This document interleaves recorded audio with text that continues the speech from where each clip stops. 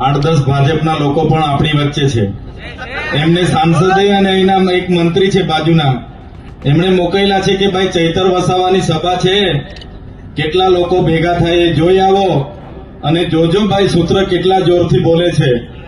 એટલે બધા જ લોકોને હું સૂત્ર બોલાવીશ, એટલા જોશથી તમે સૂત્ર બોલજો કે એ લોકો જઈને વિડીયો બતાવે તો પેલા લોકોને રાતે ઊંઘ ના આવે ને રાતે 2 ગ્લાસ પાણી પીને આપણું નામ લેવું પડે એવું કરવું પડશે આપણને.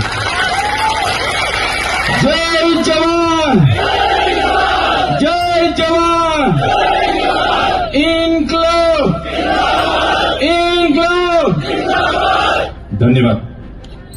આજની ગુજરાત જોડો જનસભામાં અહીંયા ઉપસ્થિત મંચસ્થ આમ આદમી પાર્ટીના ગુજરાતના પ્રદેશ અધ્યક્ષ, યુવા અધ્યક્ષ એવા બ્રિજરાજભાઈ સોલંકી, વિદ્યાર્થી નેતા અને આમ આદમી પાર્ટીના યુવા નેતા એવા યુવરાજસિંહ જાડેજા, સાથે આ વિસ્તારના સંગઠન મંત્રી એવા કમલેશભાઈ પટેલ, આ વિસ્તારના વલસાડ જિલ્લાના પ્રમુખ એવા જયેન્દ્રભાઈ ગામિત, પૂર્વ પ્રમુખ એવા જીતુભાઈ દેસાઈ, સાથે લોકસભાના ઇન્ચાર્જ એવા રાજુભાઈ, સાથે આજે જેમણે મોટી સંખ્યામાં કાર્યકરો સાથે આમ આદમી પાર્ટીને સમર્થન આપીને આમ આદમી પાર્ટીમાં જોડાયેલા છે એવા ઈશ્વરભાઈ, સાથે મંચસ્થ તમામ તાલુકાના પ્રમુખો, પદાધિકારીઓ, મહાનુભાવો અને તમામ સાથીઓ, સાથે સાથે મારી સામે મોટી સંખ્યામાં અહીંયા ઉપસ્થિત રહેલા તમામ વડીલો, યુવાનો, માતા બહેનો, ભૂલકાઓ, સૌને મારા જોહાર વંદન કરું છું, સૌને મારા નમન કરું છું. સાથીઓ, આપણે બધા જાણીએ છીએ આપણો દેશ એ સંવિધાનથી દેશ ચાલે છે. બાબા સાહેબ ડોક્ટર જયપાલસિંહ મુંડા અને એવા લોકોએ બંધારણ ઘડ્યું અને એ બંધારણ થકી આખો દેશ ચાલે છે, નહીં કે નરેન્દ્રભાઈ મોદીના કાયદાથી કે અમિત શાહના કાયદાથી. ત્યારે સાથીઓ આજે સંવિધાન ખતરામાં છે. કેમ ખતરામાં છે? આજે આ લોકો એમની સત્તા બચાવવા માટે આપણે શિક્ષણની વાત કરીશું, એ લોકો આપણને મંદિર મસ્જિદની વાત કરશે. આપણે રોજગારની વાત કરીશું, એ લોકો આપણને ભારત પાકિસ્તાનની વાત કરશે. આપણે આરોગ્યની વાત કરીશું, એ લોકો હિન્દુ મુસ્લિમની વાત કરશે.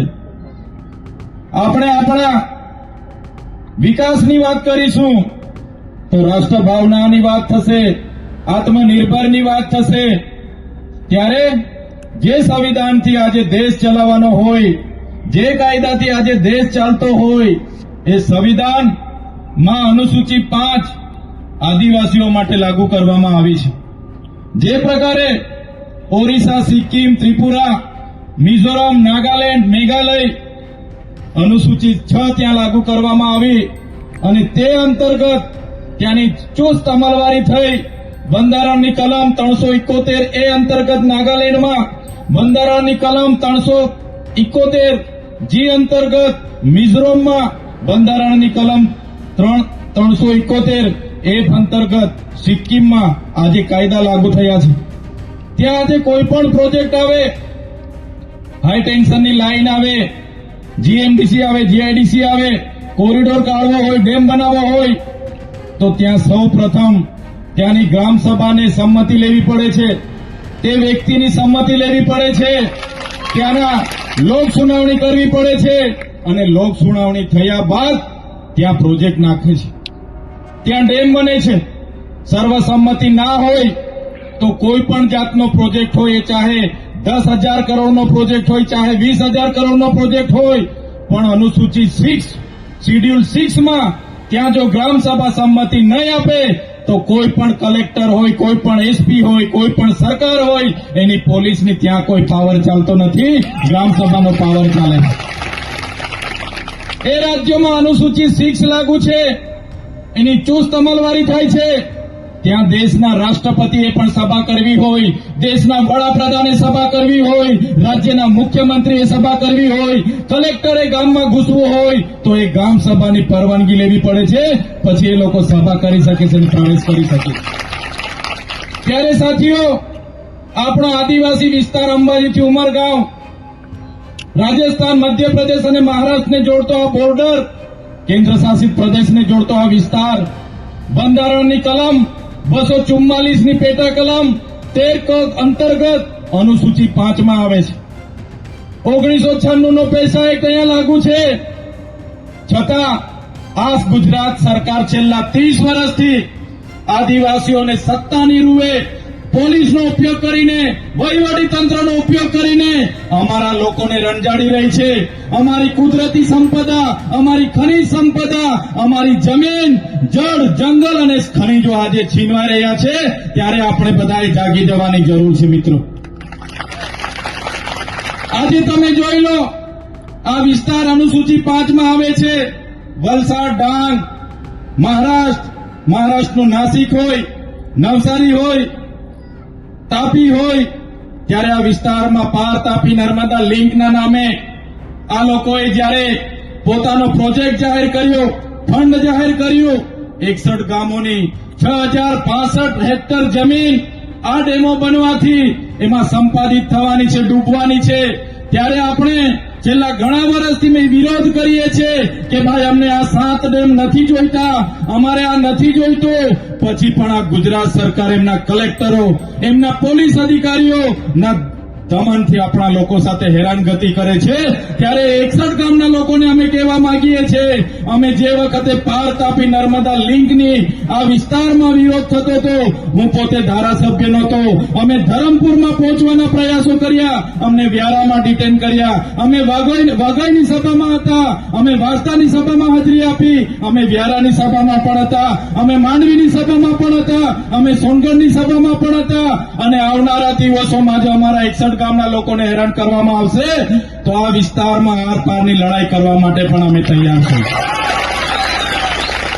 ત્યાં સુધી અમારે દેશના વિકાસ માટે ભોગ આપવાનો, અમને વિકાસ સાથે કોઈ પણ જાતનો વિરોધ નથી, પણ જ્યારે આ વિસ્તારમાં ડેમોની જરૂર પડી, દેશના વિકાસ માટે જીઆઈડીસીની જરૂર પડી, જીએમડીસીની જરૂર પડી, નહેરોની જરૂર પડી, રોડ રસ્તાની જરૂર પડી, હાઈટેન્શન લાઈનોની જરૂર પડી, થર્મલ પાવર માટે જમીનની જરૂર પડી, ત્યારે અમારા આદિવાસી સમાજને અહીંયા એમના ગામથી ઉઠાડી દેવામાં આવ્યા, પોતાની સમાજ, સંસ્કૃતિ, પ્રકૃતિ સાથે છિન્ન ભિન્ન કરી દેવામાં આવ્યા. અને આજે જ્યારે અમે અમારા વિકાસની વાત કરીએ, અમારે આજે શિક્ષકો નથી, એના માટે આંદોલનો કરવા પડે, અમારા બાળકો માટે શાળા નથી, એના માટે આંદોલનો કરવા પડે, અમારા યુવાનો માટે રોજગાર નથી, એના માટે આંદોલનો કરવા પડે, અમારા ખેડૂતોની જમીનો બચાવવા માટે આંદોલનો કરવા પડે. પાવર ગ્રીડના કંપનીના લોકો, જેટકોના લોકો આજે કોઈને પણ પૂછ્યા વગર જ્યારે ખેડૂતોના ખેતરમાં થાંભલાઓ, ટાવરો ઉભા કરે છે, રજૂઆત કરવા જાય અમારા ખેડૂતો, પોલીસ એમના પર ખોટા કેસ કરે છે, કલેક્ટર ખોટી નોટિસો કાઢે છે. ત્યારે આ મંચ પરથી આ ભાજપની સરકારને કહેવા માંગીએ છીએ, આ દેશ તમારા બાપનો નથી, આ દેશ અમારા ખેડૂતોનો છે, આ દેશ અમારા ખેડૂતોનો છે, આ દેશ અમારા આદિવાસીઓનો છે. આજે જેટલા પણ પોલીસ અધિકારીઓ આવેલા છે એમના માટે એકવાર જોરદાર તાળીઓ પાડી લો મિત્રો. આ પોલીસ અધિકારીઓ આપણા વ્યવસ્થા માટે, આપણે રક્ષણ માટે અહીંયા ઉભા છે. પણ હું એટલું જરૂર કહીશ કે જિલ્લા પંચાયત, આવનારી વિધાનસભા, નગરપાલિકા, મારા વડીલો, મારી યુવાનો, મારી માતા બહેનો, તમને હું વિનંતી કરવા માટે આવ્યો છું. હું એકલો છું, નાનો માણસ છું, પોલીસ મને પણ ઉચકી જાય છે. હું બોલો, વિદ્યાર્થીઓની સ્કોલરશીપ માટે બોલો, ભાજપના નેતાઓએ કરેલા કૌભાંડ વિશે બોલો, મનરેગાની રોજગારી માટે બોલો, નર્મદાનું પાણી મળે એના માટે બોલો, ઉકાઈના વિસ્થાપિતો માટે બોલો. ત્યારે આ ભૂપેન્દ્રભાઈ પટેલ અને હર્ષભાઈ સંઘવીને ગમતું નથી. અને તમે જોયું હશે, એક સામાન્ય બાબતમાં મામલતદાર ટેબલ પર જામીન આપી દે એવી બાબતમાં મને સેશન કોર્ટમાં રજૂ કરવામાં આવ્યો. મારા વકીલોને કોર્ટમાં નહીં આવવા દીધા અને મને નર્મદાની જગ્યાએ વડોદરાની સેન્ટ્રલ જેલમાં નાખી દેવામાં આવ્યો. તારીખ પર તારીખ, તારીખ પર તારીખ, તારીખ પર તારીખ, 80 દિવસ સુધી મને જેલમાં મને યાતનાઓ આપવામાં આવી, મારા પરિવાર પર દબાણ લાવવામાં આવ્યું, દુઃખ આપવામાં આવ્યું, મારા આગેવાનો દુઃખી થયા અને પછી પણ અમે આપણી જનતા માટે વેઠી લીધું. અમે ભારતીય જનતા પાર્ટીમાં નથી જોડાયા, એમની સામે અમે લડવાના છે. અમે લડવાના છે. જે ભારતીય જનતા પાર્ટીમાં રહેલા નેતાઓ આજે પાર્ટીના પોપટ બનીને સમાજનો મતબેંક તરીકે ઉપયોગ કરે છે, ત્યારે એવા નેતાઓ, એવા સાંસદો, એવા મંત્રી તંત્રી અમે બનવા માંગતા નથી. આપણા સમાજ માટે અમે લડીને જેલોમાં જવા માટે પણ અમે માંગીએ છીએ. જેલમાં જઈશું પણ અમે લડીશું. ત્યારે સાથીઓ તમે જોયું હશે, હું જેલમાં હતો અને જેલમાંથી છૂટીને બહાર આવ્યો. મારા મોબાઈલો જમા હતા, એ મોબાઈલો મેં છોડાવ્યા અને વિડીયો જોયા તો આ વિસ્તારના એક સાંસદ એમણે નિવેદન કર્યું કે ચૈતર વસાવો ગયો એ 2 વર્ષ સુધી છૂટવાનો નથી, એને કાચનો ગ્લાસ માર્યો, ફલાણું કર્યું, એની રાજનીતિ પૂરી કરી નાખી અમારી સરકારે. ત્યારે એ સાંસદને કહેવા માંગુ છું, તુમકો કા લગતા થા નહીં લौटेंगे, तुमको क्या लगता था नहीं लौटेंगे, गलत. जब तक तोड़ेंगे नहीं तब तक छोड़ेंगे नहीं. हमको क्या अंडू पंडू गंडू झंडू समझ के रखा है क्या? ये चैतर वसावा है, चैतर वसावा कभी झुकेगा नहीं. ત્યારે સાથીઓ તમે જોઈ લો, પાર્ટી એમની ખૂબ મોટી, નેતાઓ એમના મોટા, સરકાર એમની, પોલીસ એમની, તંત્ર એમનું, કલેક્ટર એમની, એસપી એમની, કોર્ટ કચેરી એમની. એટલે ગમે ત્યારે અમને ઉચકીને નાખી દે, પણ જ્યાં સુધી મારા વડીલોનો અમારા પર આશીર્વાદ છે, મારી માતા બહેનોના આશીર્વાદ છે, મારા યુવાનોનો અમારા પર સહકાર છે, આવી સરકારો સામે અમે ક્યારેય ઝૂકવાના નથી. ત્યારે સાથીઓ જેલમાંથી છૂટ્યા અને જાણવા મળ્યું કે પોલીસ દ્વારા સરકારના ઇશારે, ભાજપના ઇશારે ખોટા સગવડનામા રજૂ કર્યા કે ચૈતર વસાવાને અંબાજીથી ઉમરગામના આદિવાસી વિસ્તારમાં પ્રવેશબંધી ફેરમાવો. ચૈતર વસાવા બધાને ગેરમાર્ગે દોરે છે અને હાઈકોર્ટ દ્વારા મને મારા મત વિસ્તાર ડેડિયાપાડામાં 1 વર્ષ સુધી પ્રવેશબંધી છે. આજે મારા ડેડિયાપાડાના હદમાં હું પગ નથી મૂકી શકતો, જઈ નથી શકતો. તમે વિચાર કરો, જે ડેડિયાપાડાના લોકોએ મને 1 લાખથી પણ વધારે મત આપીને મને ધારાસભ્ય બનાવ્યો, ત્યાં મારી ઓફિસ છે, ત્યાં મારું ગામ છે, ત્યાં મારો પરિવાર છે, અને મારા વિસ્તારના લોકો વચ્ચે આજે મને જવા દેવામાં નથી આવતું. અને એમણે ફરી એવી અરજી કરી કે આ તો રાજપીપળા રહીને લોકોના કામ કરે, આદિવાસીઓને ભેગા કરે નેત્રંગમાં, આને હવે નર્મદામાંથી, આદિવાસી વિસ્તારમાંથી બહાર લઈ જવો પડશે. ત્યારે મેં સરકારને કહેવા માંગુ છું, તમે મને ડેડિયાપાડાથી કાઢી નાખશો, તમે મને નર્મદામાંથી પણ કાઢી નાખશો, પણ આ ચૈતર વસાવા લોકોના દિલોમાં રહે છે, ત્યાંથી ક્યારે કાઢી નથી શકવાના, ત્યાંથી ક્યારે કાઢી નથી શકવાના. અમારા પર દબાણો લાવે, મંત્રીઓ બનાવીશું, તંત્રી બનાવીશું, તમે આવી જાઓ, સરકાર સામે નહીં લડો, તમને અમે જોઈ લઈશું બધું. જેલોની ધમકી મળે, કરોડોની ઓફર મળે, પણ આ ચૈતર વસાવા એ ભારતીય જનતા પાર્ટીના નેતાઓમાં પાણી નથી કે આ તમારા ચૈતર વસાવાને લોકો ખરીદી શકે. સાથીઓ તમે જોયું હશે, નરેન્દ્રભાઈ મોદી જ્યારે 30 અને 31 ઓક્ટોબરના રોજ 2 દિવસ નર્મદા જિલ્લાના કેવડિયામાં હતા, મોટા મોટા કાર્યક્રમો થયા, અને પછી પણ 15 દિવસમાં જ એક જિલ્લાના ડેડિયાપાડામાં આવવું પડે, એ તમારી ને અમારી બધાની તાકાત છે. એ વડાપ્રધાને એની નોંધ લેવી પડી છે. ત્યારે સાથીઓ અહીંના સાંસદ, અહીંના મંત્રી નરેશભાઈ પટેલ એમણે કીધું કે અમારી સરકાર 150મી જન્મ જયંતિ ઉજવી રહી છે, રથયાત્રાઓ એમણે કાઢી, વાહવાઈ એમણે લૂંટી. ત્યારે મેં એમને પૂછવા માંગુ છું, તમારા વડાપ્રધાન, તમારા ધારાસભ્ય, સાંસદો અને મંત્રીઓ કેટલા વર્ષથી બિરસા મુંડાને ફુલાર કરવા કરે છે? કેટલા વર્ષથી તમે કરો છો? અમે તો જ્યારથી જાહેર જીવનમાં આવ્યા છે ત્યારથી બિરસા મુંડાના પ્રતિમાઓ પણ અમે સ્થાપી છે અને ઉજવણી પણ અમે કરી છે. ડેડિયાપાડામાં મોદીજી આવ્યા, 500 કરોડનું બજેટ આદિજાતિના વિકાસમાંથી લેવામાં આવ્યું, એમની ભીડ ભેગી કરવા માટે હજારો બસ મૂકવામાં આવી, પોલીસ 7000 મૂકવામાં આવી, અધિકારીઓને કામે લગાડવામાં આવ્યા અને નક્કી કરવામાં આવ્યું કે આ ચૈતર વસાવાની લડત અમે દબાવી દઈશું, ચૈતર વસાવાની વિકેટ અમે પાડી દઈશું. પણ આ ચૈતર વસાવાએ એમની 500 કરોડની પબ્લિકની સામે પ્રેમ સાથે એક આહવાન કર્યું અને નેત્રંગમાં લાખોની પબ્લિક ભેગી થઈ ગઈ. એ આપણી તાકાત છે. ત્યારે સાંસદને કહેવા માંગુ છું, એ મંત્રીને કહેવા માંગુ છું, એમના મુખ્યમંત્રીને કહેવા માંગુ છું, ડેડિયાપાડામાં આવીને જે નરેન્દ્ર મોદીજીએ ફૂલ અર્પણ કર્યા એ પ્રતિમાની સ્થાપના જ્યારે હું કરતો તો તમારા સાંસદે વિરોધ કર્યો, તમારા આરએસએસ ના લોકોએ વિરોધ કર્યો અને અમે જે પ્રતિમા સ્થાપી ત્યારે આજે તમારા વડાપ્રધાન આવીને ત્યાં ફૂલહાર કરતા હતા. એ અમારી તાકાત હતી કે અમે બિરસા મુંડાના વિચારોને ઉજાગર કર્યા અને આજે વડાપ્રધાનને ત્યાં આવીને ફૂલહાર કરવું પડે છે. ત્યારે સાથીઓ, આ સરકારની નીતિ તમે જોઈ લો. ખેડૂતો એક બાજુ દિવસે ને દિવસે ગરીબ થતા જાય છે, અમીરો અમીર થતા જાય છે. ખેડૂતો પોતાનો પાક આખી વર્ષ દરમિયાન પરિવાર સાથે ખેતી કરે, ઝેરી જાનવરોથી લડે, વન્ય પ્રાણીઓથી લડે, મોગા મોગા બિયારો લાવે, દવા લાવે, મજૂરી લાવે અને જ્યારે પોતાનો પાક નાખવા જાય ત્યારે એમના દલાલો માર્કેટ યાર્ડમાં બેસીને આપણા લોકોનું શોષણ કરે છે. એક બાજુ સરકાર ટેકાના ભાવ કપાસના 1622 રૂપિયા જાહેર કરે અને આપણા ખેડૂતો નાખવા જાય તો મણના હાડી 1200 મળે. એક બાજુ સરકાર મકાઈના ક્વિન્ટલના 2100 રૂપિયા ટેકાના ભાવ જાહેર કરે અને આપણા ખેડૂતો માર્કેટમાં નાખવા જાય ત્યારે એને 1700 રૂપિયા મળે. ત્યારે આ સરકાર એમએસપી ના નામે, સીસીઆઈ કેન્દ્રોના નામે આપણા લોકોનું શોષણ કરે છે. એના માટે પણ આવનારા દિવસોમાં આપણે પીએમસી નો ઘેરાવો કરવો પડશે.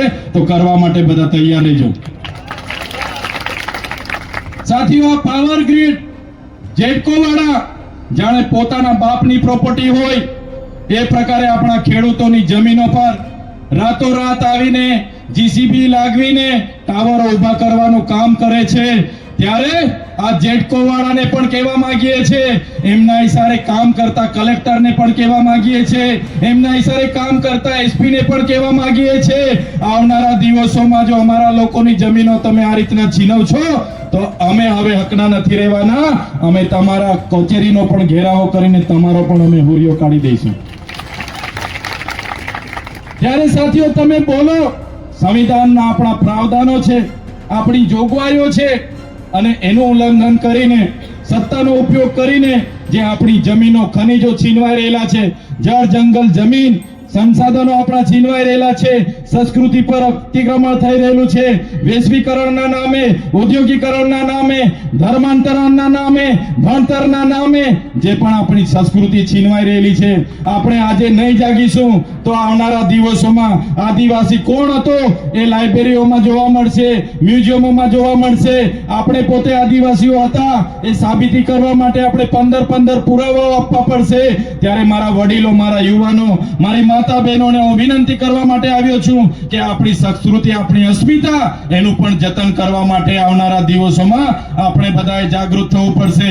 સાથે સાથે એટલી વિનંતી આજે કરું છું, અમે બધા યુવા સાથીઓ ગુજરાતમાં પરિવર્તન લાવવા માટે, અધિકારીઓની લડાઈ લડવા માટે, ખેડૂતોની લડાઈ લડવા માટે, યુવાનોની લડાઈ લડવા માટે, મહિલાઓની લડાઈ લડવા માટે, આદિવાસીઓની લડાઈ લડવા માટે, દલિતો હોય, વંચિત હોય, પીડિત હોય, માઇનોરિટી હોય કે ઓબીસી હોય, બધાની લડત લડવા માટે અમે નીકળ્યા છે. તમારો સાથ અને સહકાર જોઈએ છે. જે લોકો સારા છે, સારું કામ કરવા માંગે છે, લોકોની સેવા કરવા માંગે છે, એવા તમામ લોકો આમ આદમી પાર્ટીમાં આવો. આપણે બધા સાથે રહીને આવનારા દિવસોમાં તાલુકા, જિલ્લા પંચાયતમાં તમે લડો, જીતો, સત્તામાં આવો, આવનારી વિધાનસભા લડો અને 2027માં ગુજરાતની વિધાનસભામાં આપણે પરિવર્તન લાવીને આમ આદમી પાર્ટીની સરકાર બનાવીએ. આજ આપને વિનંતી કરું છું. એક બાજુ સરકારને ડર છે, સરકારે અમારા આંદોલનો જોયા, ખેડૂતોના આંદોલનો જોયા અને સરકારે મંત્રીમંડળ બદલી નાખ્યું. દિલ્હીથી આખી ગુજરાતની સરકાર ચાલે છે, ત્યારે નવા મંત્રીમંડળ બદલવાથી તમારો ને અમારો કોઈ ઉદ્ધાર થવાનો નથી. આપણે 2027માં ગુજરાતની આ સરકાર આપણે બધાએ બદલી નાખવાની છે. તૈયાર છો બધા? પરિવર્તન લાવીએ તો તો ધન્યવાદ. આજની આ સભામાં તમે બધા મોટી સંખ્યામાં ઉપસ્થિત થયા, અમારું સ્વાગત કર્યું, સન્માન કર્યું અને અમને બધાએ શાંતિથી સાંભળ્યા.